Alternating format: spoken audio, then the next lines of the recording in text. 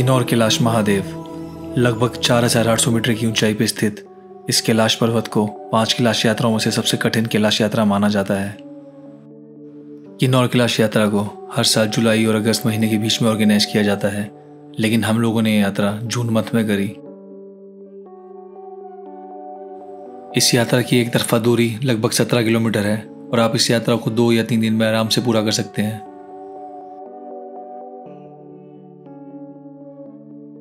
Off season होने के कारण इस यात्रा पर लोगों की आवाजाही काफ़ी कम थी, जिस वजह से हमें इस यात्रा पर काफ़ी वाइल्ड लाइफ भी देखने को मिली। इस वीडियो में हमने टांगलिंग से किन्नौर कैलाश तक का पूरा रास्ता कवर किया है, इसलिए ये वीडियो थोड़ी सी लंबी बनी है। तो ये चलते हैं भोले बाबा की इस खूबसूरत और आध्यात्मिक यात्रा पे और करवाते हैं आपको भोले बाबा के दर्शन।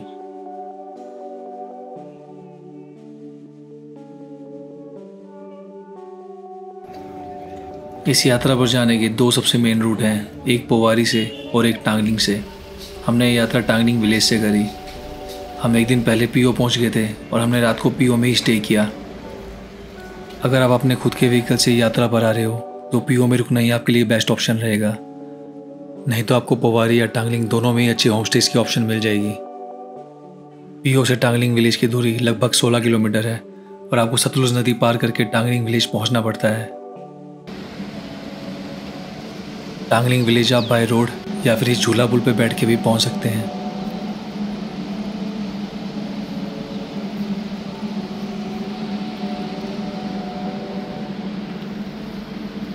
क्योंकि हम ये यात्रा ऑफ सीजन में कर रहे थे, इसलिए हम अपना टेंट और अपना राशन खुद ही कैरी कर रहे थे।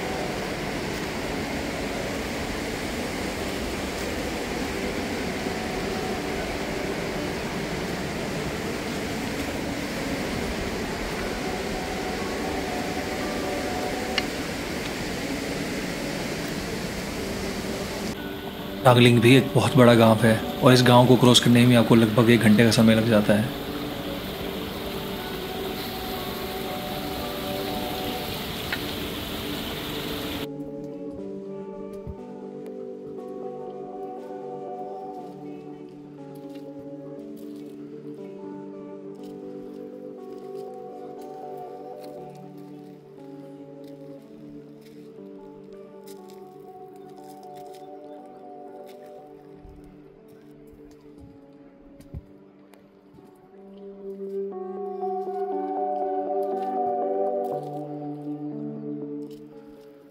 टांगलिंग में आपको मेन रोड से भी काफ़ी दूर तक पक्के मकान देखने को मिलेंगे।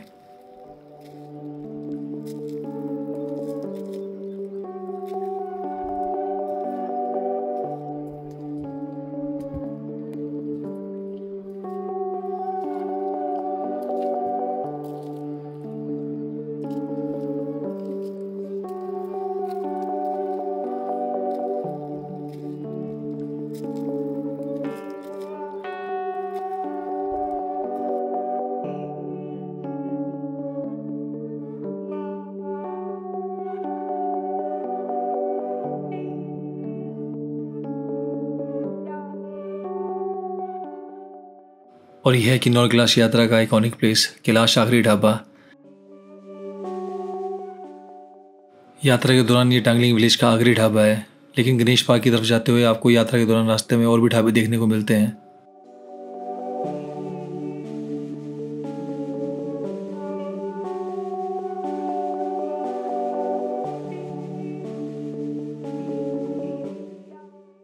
और इस पुल के पास पहुंच के टांगलिंग विलेज खत्म हो जाता है और यहाँ से किन्नौर कैलाश यात्रा की चढ़ाई शुरू हो जाती है।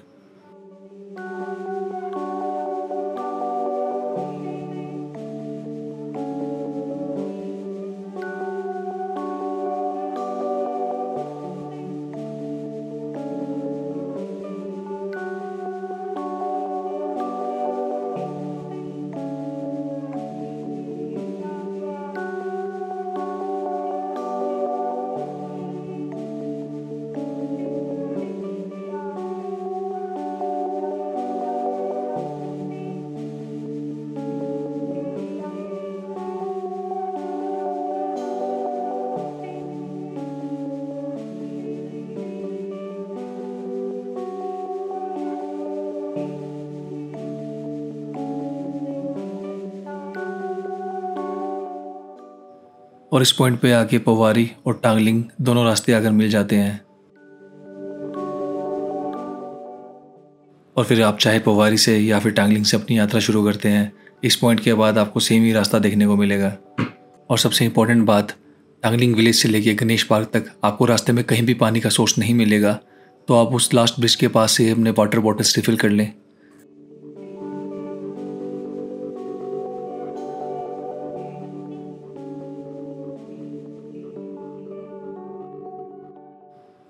टांगलिंग से गणेश पार्क तक आपको सीधी चढ़ाई देखने को मिलेगी, लेकिन ये 70% रास्ता घने जंगलों के बीच में से निकलता है, तो आपको यहाँ पे धूप से ज़्यादा कोई परेशानी नहीं होगी।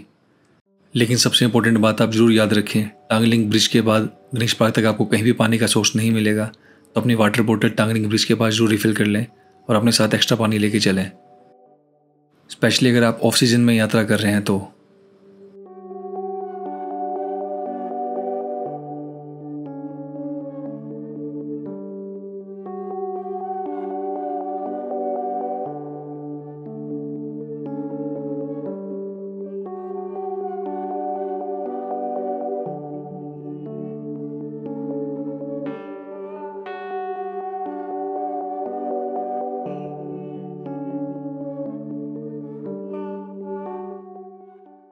और टांगलिंग से लगभग 4 घंटे चलने के बाद हम लोग पहुंच गए गणेश पार्क। और गणेश पार्क पहुंचते ही आपको इस यात्रा की असली ब्यूटी देखने को मिलती है।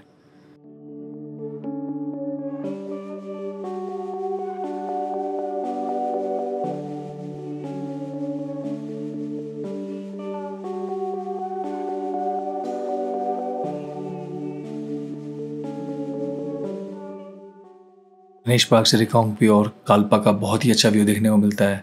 और गणेश पार्क पहुंच के ही आपको किन्नौर कैलाश के भी प्रथम दर्शन होते हैं। गणेश पार्क में हमें 2 ग्रुप और मिले जो किन्नौर कैलाश की यात्रा पर जा रहे थे, लेकिन नेक्स्ट डे बारिश बहुत ज़्यादा थी, इसलिए इन लोगों ने अपनी यात्रा एक दिन के लिए डिले कर दी थी।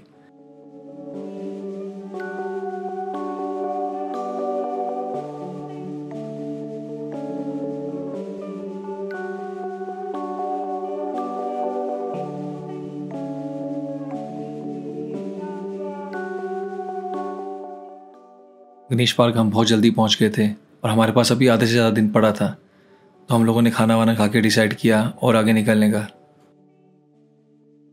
ऑफिशियल यात्रा के दौरान आपको सिर्फ गणेश पार्क में ही ठहरने की व्यवस्था मिलेगी और इसके बाद आपको कहीं भी ठहरने की परमिशन नहीं मिलती, क्योंकि ऑफ सीज़न था और हम लोग अपने टेंट खुद कैरी कर रहे थे। तो हमने डिसाइड किया कि गणेश पार्क के टॉप पर जाकर अपना कैंप बनाएंगे।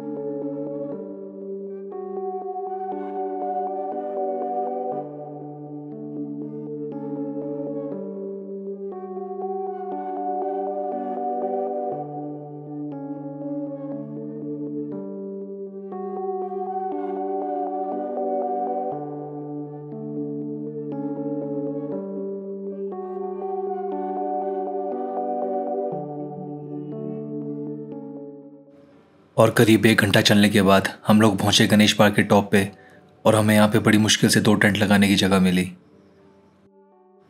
जब आप ऑफिशियल यात्रा के टाइम पे आते हो तो आपको गणेश पार्क के बाद कहीं भी रुकने की परमिशन नहीं मिलती।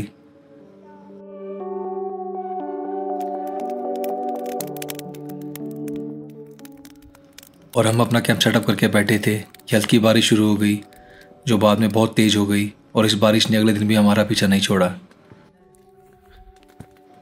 अगर हम गणेश पार्क ही रुक जाते और ये 1 घंटा नहीं कवर करते तो नेक्स्ट डे शायद हम किन्नौर कैलाश के दर्शन भी नहीं कर पाते, क्योंकि जैसे ही हम किन्नौर कैलाश पहुँचे तो उसी समय तेज़ बर्फबारी शुरू हो गई और इतनी तेज़ हवाएं चल रही थी कि लिटरली वहाँ पे खड़ा होना भी मुश्किल हो गया था।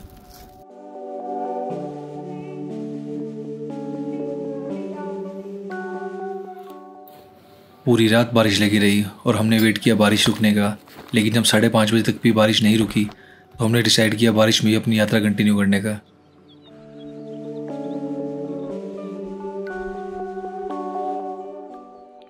गणेश पार्क टॉप से लेके गुफा के नाले तक आपको उतराई देखने को मिलेगी। क्योंकि रात से बारिश कंटिन्यू लगी थी तो ये रास्ता बहुत ही ज़्यादा स्लिपरी हो गया था।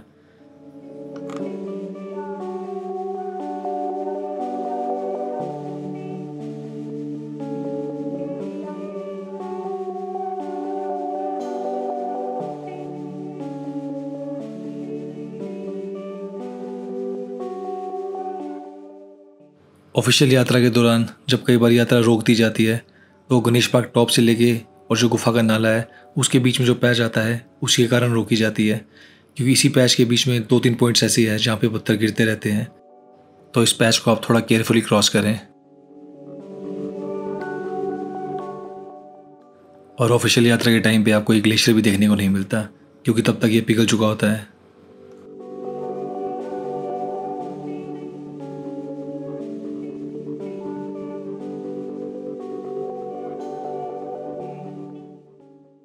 और ग्लेशियर क्रॉस करते ही हमें किन्नौर ग्लास एरिया की वाइल्ड लाइफ भी देखने को मिली।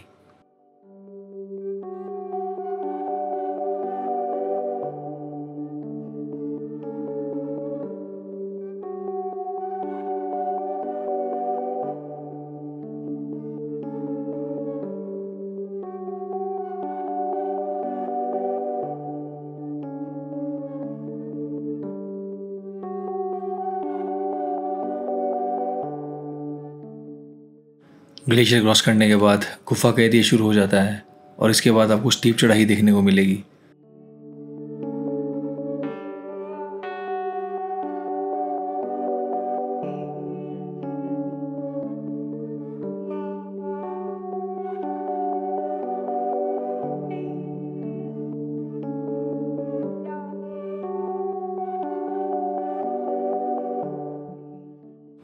और तकरीबन 1 घंटा गणेश पार्क के टॉप से चलने के बाद हम लोग पहुंच गए गुफा।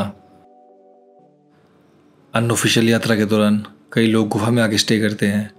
गुफा दरअसल एक बड़ी सी चट्टान है जिसके नीचे 10 से 15 लोग रुक सकते हैं।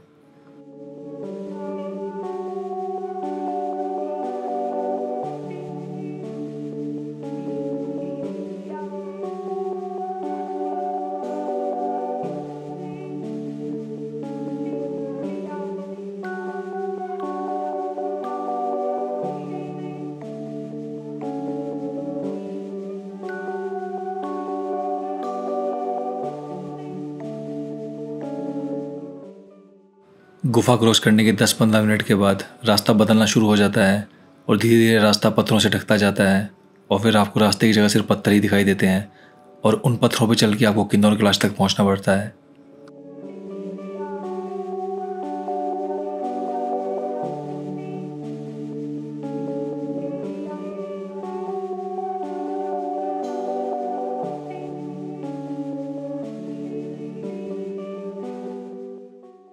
और जैसे जैसे हम एल्टीट्यूड गेन कर रहे थे बारिश की इंटेंसिटी बढ़ती जा रही थी।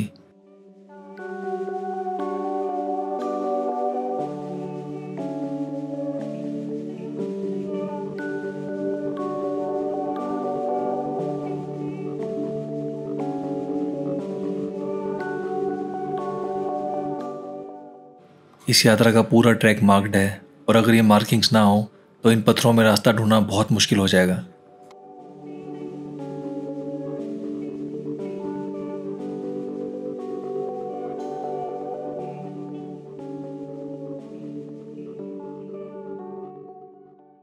जैसा कि आप इस वीडियो में देख सकते हैं, अगर मार्किंग्स ना हो तो इन पत्थरों में रास्ता ढूंढना कितना मुश्किल हो जाएगा। स्पेशली फॉगी डेज में तो ये बहुत ही ज़्यादा चैलेंजिंग हो जाता है।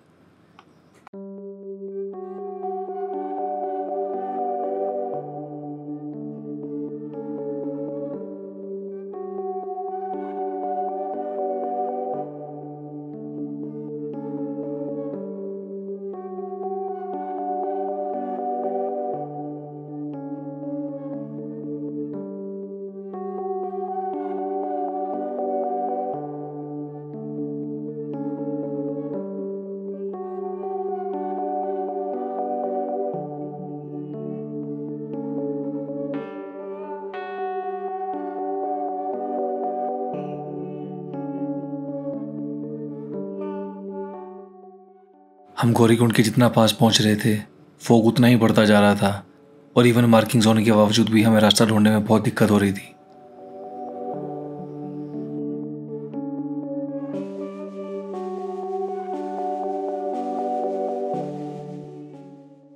गुफा के बाद गौरीकुंड और किन्नौर कैलाश तक का पूरा पैच हमने आपको दिखाने की कोशिश की है, क्योंकि इस पूरी यात्रा में यही पैच सबसे ज़्यादा चैलेंजिंग है।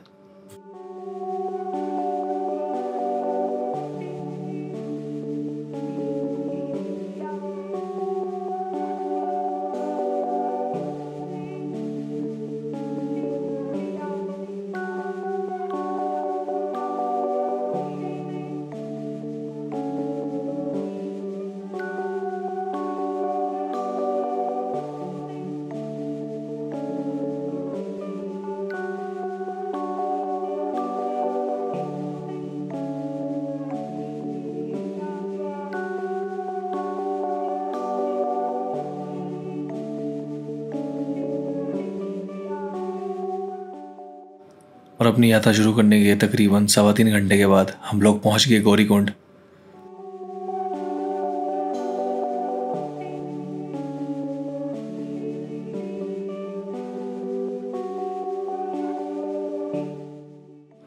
इतनी बारिश होने के बावजूद भी गौरीकुंड का पानी एकदम साफ था।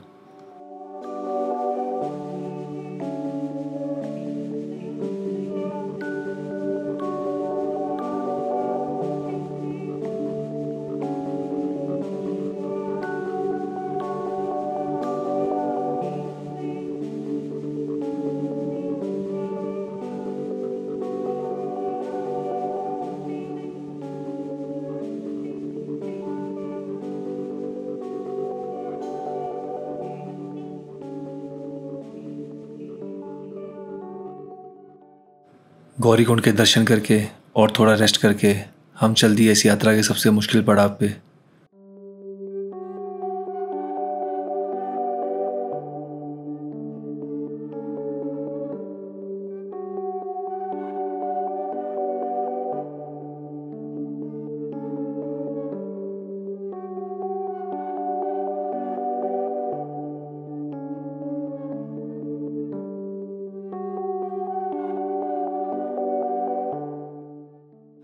गौरीकुंड से लेके किन्नौर कैलाश तक का पैच थोड़ा चैलेंजिंग जरूर है, लेकिन इस पैच को आप अपने कंफर्टेबल पेस के साथ क्रॉस करें तो आप इजीली इस पैच को क्रॉस कर लोगे।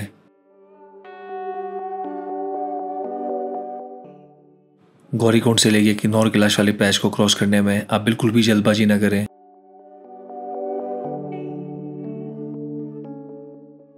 लगातार बारिश होने की वजह से ये चट्टानें बहुत ज़्यादा स्लिपरी हो गई थी, जिस वजह से हमें इन्हें क्रॉस करने में बहुत ज़्यादा दिक्कत हो रही थी।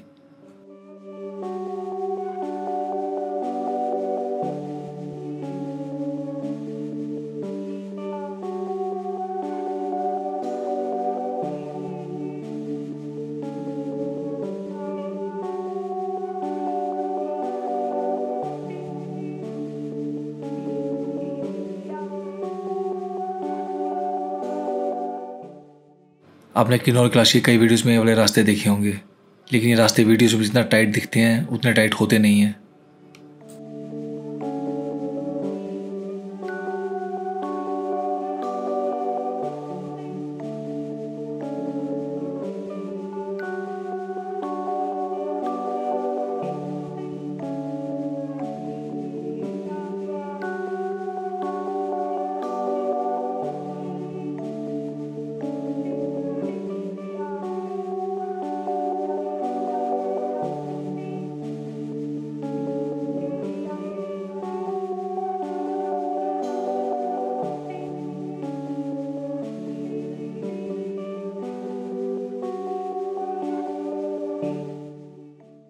ऑफिशियल यात्रा के टाइम पे आपको ऐसे स्पॉट्स पे यूजली रस्सी देखने को मिल जाएगी, जिसको पकड़ के आप इजीली इन स्पॉट्स को क्रॉस कर सकते हैं, लेकिन ऑफ सीजन में प्रशासन की तरफ से कोई भी ऐसी सुविधा नहीं होती।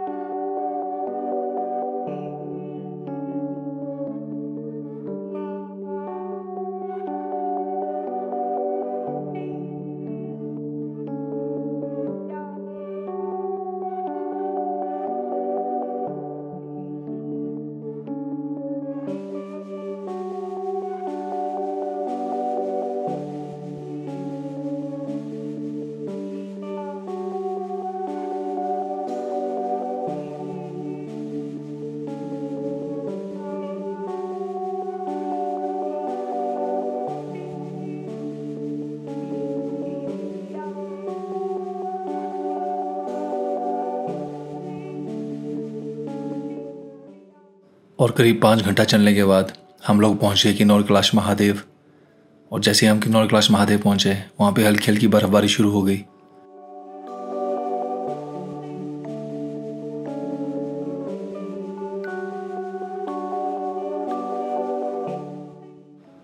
ऑफ सीजन में किन्नौर कैलाश आने का सबसे बड़ा फ़ायदा यही है कि आपको उस वक्त लोगों की भीड़ नहीं दिखती, और इस तरह का सुकून आप सिर्फ भोले बाबा के कैलाश पर्वतों पर ही महसूस कर सकते हो। यह मेरी तीसरी कैलाश यात्रा थी और मैंने भोले बाबा की कृपा से तीनों कैलाश यात्राएं ऑफ सीजन में ही करी हैं।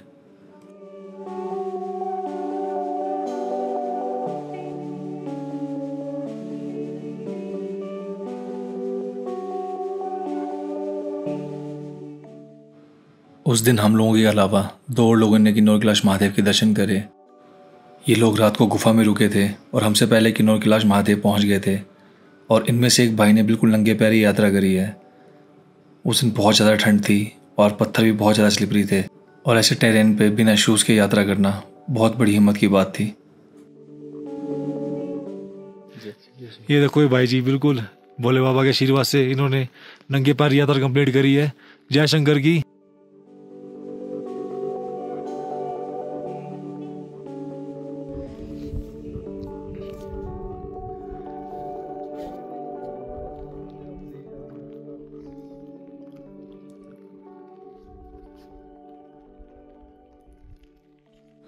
किन्नौर कैलाश महादेव आप जब भी आएँ तो सुबह जल्दी पहुंचने की कोशिश करें, क्योंकि यहाँ पे यूजुअली 10 बजे के बाद मौसम ख़राब होना शुरू हो जाता है।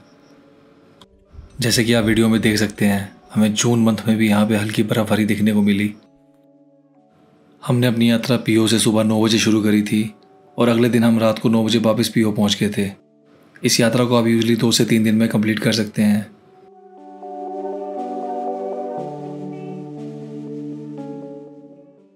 आप जब भी किन्नौर कैलाश आएँ तो 2 इंपॉर्टेंट बातों का हमेशा ध्यान रखें।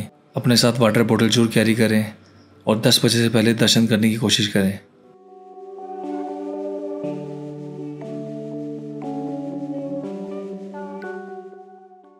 तो ये थी हमारी किन्नौर कैलाश यात्रा। आई होप आपको ये वीडियो अच्छा लगा होगा। मिलते हैं नेक्स्ट वीडियो में। जय भोलेनाथ।